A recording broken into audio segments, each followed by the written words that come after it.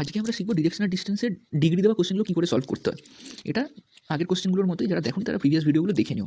তো শুরু করি। A person is facing north, তো নর্থে মুখ করে আছে, তাহলে প্রথমে এন লিখে নিলাম। First he turns 45 degree clockwise, তাহলে 45 ডিগ্রি ক্লকওয়াইজ, তাহলে সিডাব্লিউ লিখে নিলাম। Then he turns 90 degree anti clockwise, 90 degree anti clockwise, এই সিডাব্লিউ লিখে নিলাম।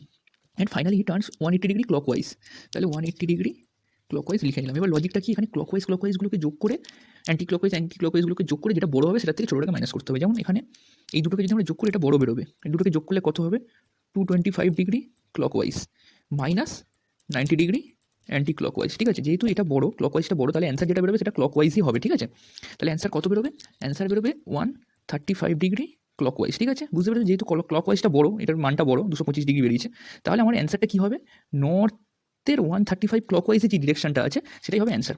এর জন্য কিন্তু আমাদেরকে এই ড্রয়িংটা করতে হবে, নর্থের 135 ডিগ্রি ক্লকওয়াইজ।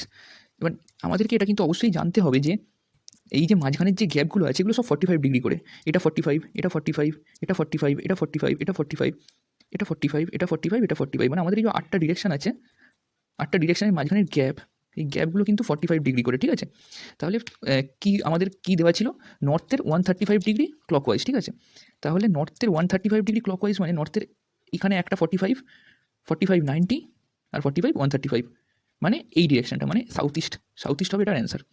যদি ভিডিওটা বুঝতে অসুবিধা হয় আরেকবার রিপিট করে দেখো, আর এরকমই টিপস অ্যান্ড ট্রিক্স পাওয়ার জন্য লাইক আর সাবস্ক্রাইব করতে ভুলো না। Thank you.